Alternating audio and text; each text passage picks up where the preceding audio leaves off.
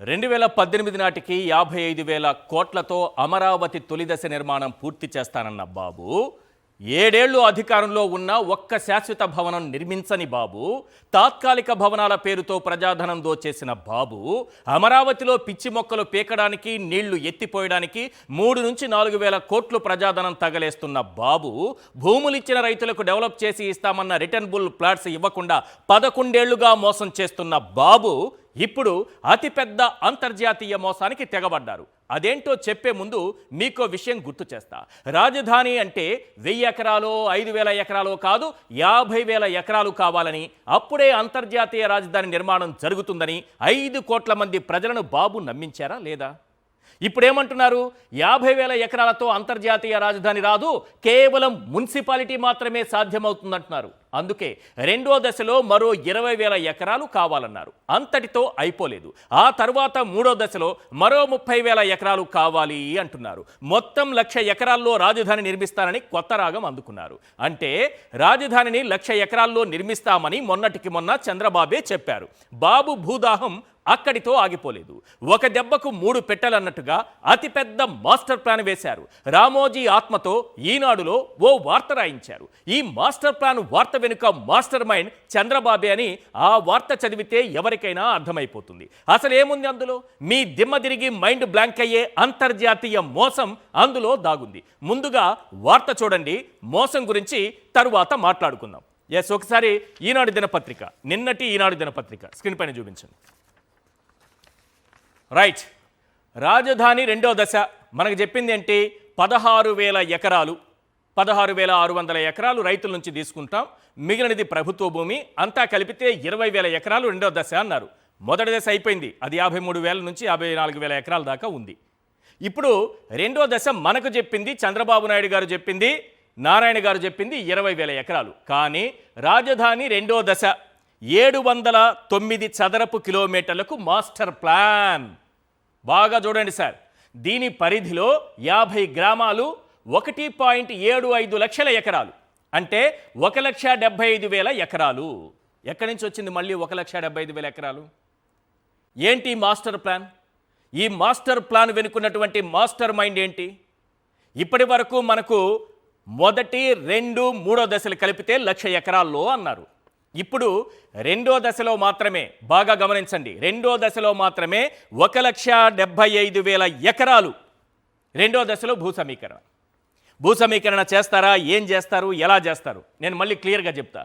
709 చదరపు కిలోమీటర్లకు master plan. ఇందులో లోపలికి వెళ్ళి చదివితే చాలా ఆసక్తికరమైనటువంటి అంశం మనకు కనిపిస్తుంది సార్. ఇందులో ఏం రాశారంటే, ఇప్పుడు మాస్టర్ ప్లాన్ రూపొందిస్తున్న ప్రాంతంలో ప్రస్తుతం భూ సమీకరణ చేస్తున్న 7 గ్రామాల విస్తీర్ణం 20,491 ఎకరాలు.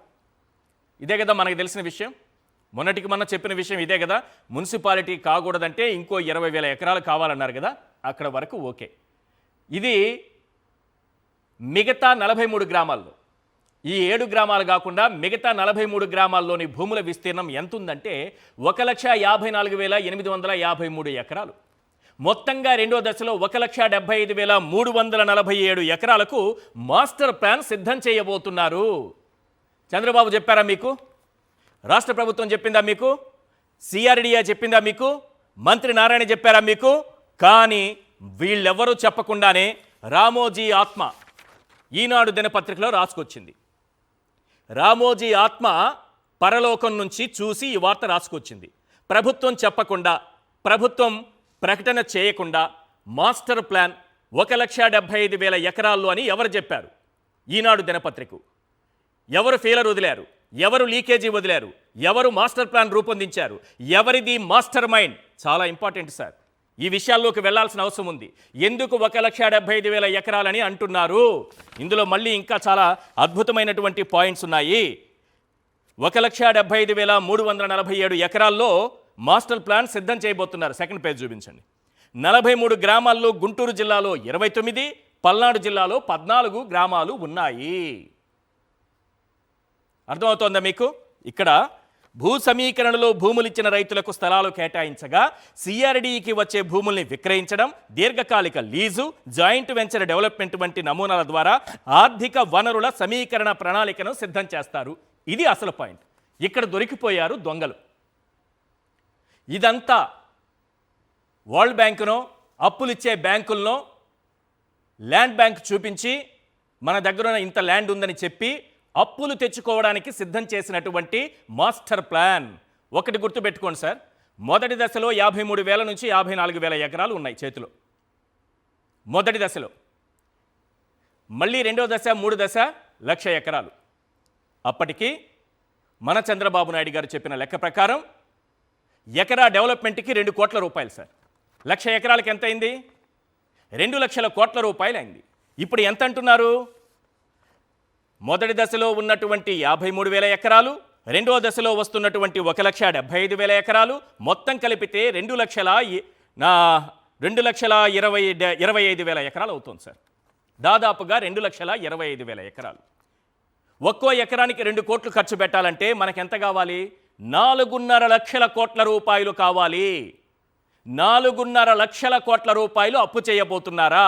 చంద్రబాబు నాయుడు గారు చెప్పినటువంటి లెక్క ప్రకారం ఎకరాకు 2 కోట్లు ఖర్చు అయితే, ఇప్పుడు ఈనాడు దినపత్రికలో వార్త వచ్చింది.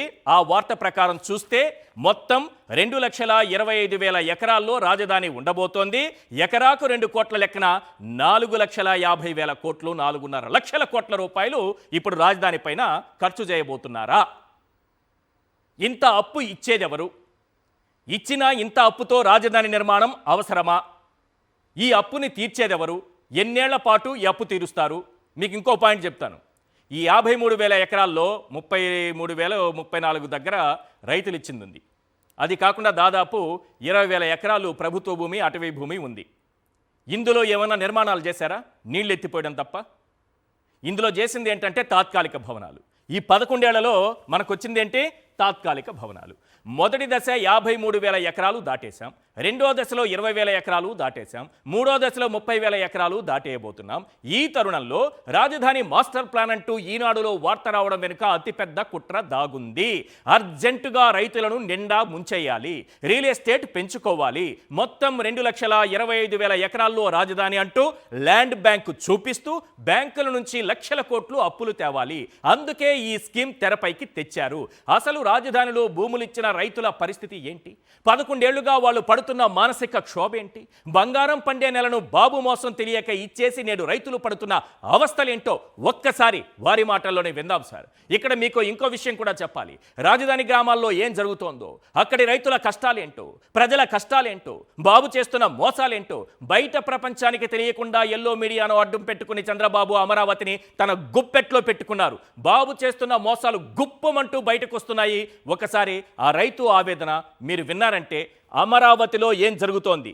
మనం ప్రజాస్వామ్య పాలనలో, ఒక ప్రభుత్వ పాలనలో, ఒక రాష్ట్రంలో నిజంగా ప్రజాస్వామ్యబద్ధంగా జీవిస్తున్నామా, లేకపోతే నియంతల పాలనలో చుట్టూ గోడలు గట్టి భయపెట్టి రైతుల జీవితాలను నాశనం చేస్తున్నటువంటి ఒక సామ్రాజ్యాన్ని చూస్తున్నామా అన్న అనుమానం మీకు ఖచ్చితంగా ఆ రైతు మాటల్లో అర్థమవుతుంది. ఒకసారి రైతు ఏమన్నారో వినిపించండి. ఎక్కడో ఒలికల్లో ఇస్తున్నానన్నారు కదా. ఒలికలు అంటే అర్థం కాదేమో చాలామందికి. శ్మశానం అని, శ్మశానాల్లో ఇస్తున్నారు. ఆ శ్మశానాల్లో ఇల్లు తీసుకోలేక ప్రాణం వదిలేశారు రామారావు మా బంధువే అని అతను చెప్తున్నారు. ఒక ఆడబిడ్డని 70 సార్లు తిప్పించుకున్నారట.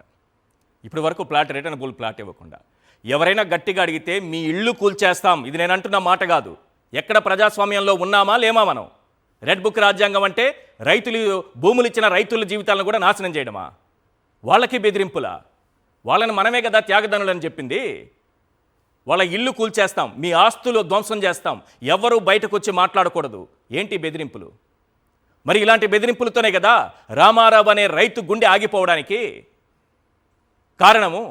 రామారావు అనే రైతు గుండె ఆగిపోవడానికి కారకులు చంద్రబాబు కదా. రిటర్నబుల్ ప్లాట్లు శ్మశానాల్లో ఇస్తే గుండెపోట్లు రాక మరేమవుతుంది? పైగా మొదటి దశలో భూములు ఇచ్చిన రైతులకు న్యాయం చేయకుండా రెండో దశలో భూములు లాక్కుంటుంటే ఆ రైతుల ఆవేదన వినేదెవరు? ఒకసారి ఆ రామారావు అనేటటువంటి రైతు ఆవేదన ఇప్పుడే చెప్పారు కదా ఆయన, మా బంధువు రామారావు ఆ శ్మశానంలో ఇచ్చినటువంటి రిటర్నబుల్ ప్లాట్ తీసుకోలేక మనోవేదనతో చనిపోయారు, గుండె ఆగి చనిపోయారు, మా బ్రతుకులు కూడా ఇంతే, ఎవ్వడూ ప్రశ్నించకూడదని అంటున్నారు. రెండో దశలో భూములు తీసుకుంటున్నటువంటి రైతులు, ఇస్తున్నటువంటి రైతులు, అయ్యా మాకేదన్నా అన్యాయం జరిగితే మీరు డెవలప్ చేసిన రిటర్నబుల్ ప్లాట్స్ ఇప్పటి వరకు మొదటి దశ వాళ్ళకి ఇవ్వలేదు, మేము ఇస్తాము, 3 ఏళ్లలో రిటర్నబుల్ ప్లాట్స్ డెవలప్ చేసి ఇస్తామంటున్నారు. ఇవ్వలేకపోతే ఏం చేయాలంటే కోర్టులో కేసు వేసుకోండి అని చెప్తున్నారు. ఎవరైనా నమ్మకం కలిగిస్తారు, అలాంటి పరిస్థితి రాదు, మీకు అగ్రిమెంట్ చేస్తామని, కోర్టుకు వెళ్ళండి అని చెప్తున్నారు. అంటే నేను నిన్ను మోసం చేస్తాను, నువ్వు కోర్టులో కొట్లాడు నా గురించి అని ముందే చెప్తున్నారు మంత్రులు, ఎమ్మెల్యేలు. ఒకసారి ఏం మాట్లాడుతున్నారు వినండి వాళ్ళు.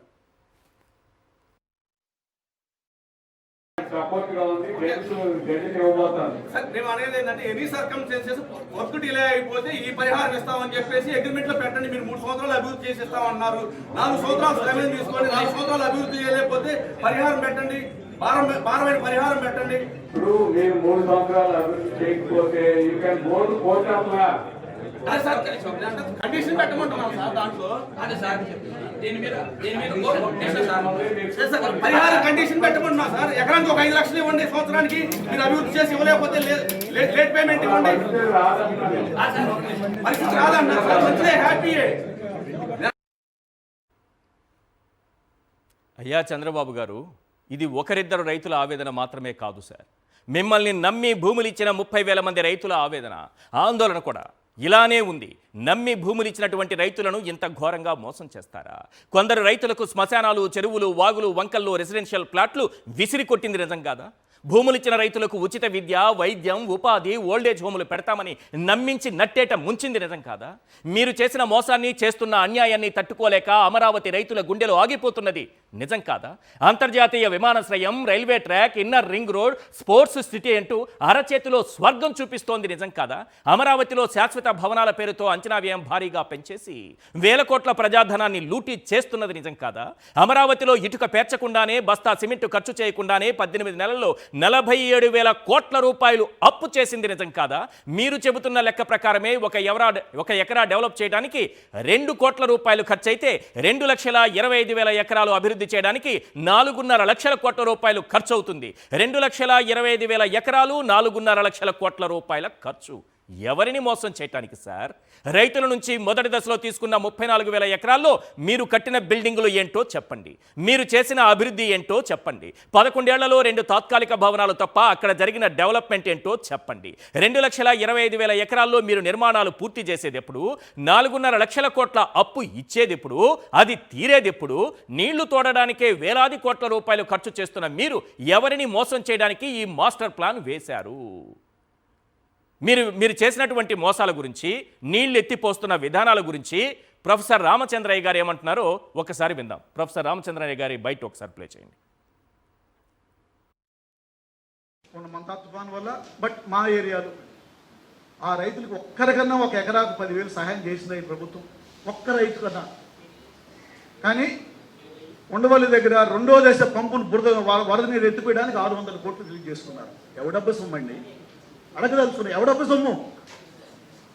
ఎవడు కట్టమన్నాడు నిన్న అక్కడ రాజధాని? ఒక్క ఎక్స్పర్ట్ కమిటీ రిపోర్ట్ చూపించండి. గత 11-12 ఏళ్లలో అమరావతి రాజధాని నిర్మాణానికి అనువైన ప్రాంతం అని ఒక ఫీజిబిలిటీ స్టడీ జరిగి ఉంటే చూపించండి. అందరూ మీ ఇష్టమే. ఇప్పటి వరకు 60,000 కోట్లు అప్పు చేసినారు, ఇంకెన్ని చేస్తారో తెలియదు. మిమ్మల్ని అడిగేవాళ్ళు లేడు, మిమ్మల్ని ప్రశ్నించేవాళ్ళు లేడు. ఈ పంటలు నష్టపోయి కన్నీళ్ళు పెట్టుకున్న రాష్ట్ర రైతులు అందరూ నీ అప్పులు తీర్చాలి ఇప్పుడు. ఎందుకంటే నీ రాష్ట్ర బడ్జెట్ మీద అప్పు ఇది. ఇక్కడ మాత్రం రోజుకు ఒక ఏజెన్సీ నుంచి 1,000 కోట్ల అప్పులు తెచ్చి రోజుకు ఒక డ్రైన్ పేరుతోనో, ఒక రిజర్వాయర్ పేరుతోనో, ఒక ఎత్తిపోతల పేరుతోనో అమరావతి మీద ఖర్చు పెడుతున్నాం. చంద్రబాబును నమ్మి భూములు ఇచ్చిన తరువాత అమరావతి గ్రామాల్లో ఎంత భయానక పరిస్థితులు నెలకొన్నాయో తెలుసా? గ్రామాల్లో కుటుంబాలు ఎలా చిన్నాభిన్నమయ్యాయో తెలుసా? అక్కడి యువత ఎక్కడికెక్కడికి వలసలు పోతోందో తెలుసా? సోషల్ యాక్టివిస్ట్ వసుంధర గారి మాటలు ఒకసారి వినండి సార్. అమరావతికి మళ్ళీ 2వ భూసేకరణ జరగకపోతే ఇది ఒక మున్సిపాలిటీగా ఉంటుందని చెప్పి మన ముఖ్యమంత్రి గారు సెలవు ఇచ్చారని. కాదండి, మున్సిపాలిటీ కాదు, ఇది ఒక పంచాయతీగా మిగలబోతుంది. ఎందుకంటే 1000 కుటుంబాలని ర్యాండమ్ శాంపుల్స్ మేము తీసుకున్నప్పుడు అక్కడ చాలా మంది ముసవాళ్ళు మాత్రమే ఉన్నారు. ఏమ్మా మీ పిల్లలు ఎక్కడున్నారు? చాలా దుర్భరంగా కుక్కి మంచాలు అట్లా ఉన్నారు. ఏమో ఇక్కడ ఉన్నారు, మీ పిల్లలు ఎక్కడ వెళ్ళారంటే ఇక్కడ గ్రామాల్లో పనులు లేవు, అందుకని బెంగళూరుకి, చెన్నైకి, చుట్టుపక్కల ఉండేటువంటి నగరాలకి, హైదరాబాద్కి, ఎక్కువ బెంగళూరు, చెన్నైకి వెళ్ళారు. అక్కడ వాళ్ళు చేస్తున్న పనులు చాలా చాలా చాలా దుర్భరమైనటువంటి పనులు. పిల్లలకు చదువులు లేవు.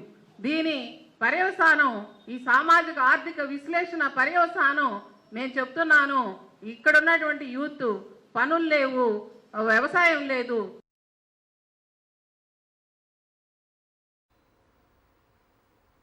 ఇదంతా చూసిన తర్వాత, ఈ ప్రముఖులు మాట్లాడుతున్నటువంటి మాటలు విన్న తర్వాత, రైతుల ఆవేదన విన్న తర్వాత, జరుగుతున్నటువంటి పరిస్థితులు చూసిన తర్వాత అమరావతిలో అవినీతి గురించి మాట్లాడాలా, అసైన్డ్ భూముల స్కామ్ గురించి మాట్లాడాలా, టవర్ల నిర్మాణం పేరుతో జరుగుతున్న దోపిడీ గురించి మాట్లాడాలా, బినామీలు దోచేస్తున్న భూముల గురించి మాట్లాడాలా, నిరంతరం సాగుతున్న ఎత్తిపోతల పథకాల గురించి మాట్లాడాలా, ఇప్పటికే చేసిన 47,000 కోట్ల రూపాయల అప్పు గురించి మాట్లాడాలా, భవిష్యత్తులో చేయబోతున్న 4.5 లక్షల కోట్ల అప్పు గురించి మాట్లాడాలా, భూములిచ్చి జీవనోపాధి కోల్పోయి రోడ్డున పడ్డ రైతుల గురించి మాట్లాడాలా, అభివృద్ధి లేక, ఉపాధి లేక, పనులు దొరక్క యువత గురించి, వలసపోతున్నటువంటి యువత గురించి మాట్లాడాలా, అడగ్గానే ప్రభుత్వానికి భూములిచ్చి పరిహారంగా శ్మశానాల్లో రిటర్నబుల్ ప్లాట్స్ ఇస్తే గుండెలు బాదుకుంటున్న రైతుల గురించి మాట్లాడాలా, మంత్రుల సమక్షంలో గుండెలాగి మరణిస్తున్న రైతుల గురించి, వారి కుటుంబాల గురించి మాట్లాడాలా, మాకిస్తామన్న ప్లాట్ ఎక్కడుందో చూపించని మహాప్రభు అంటూ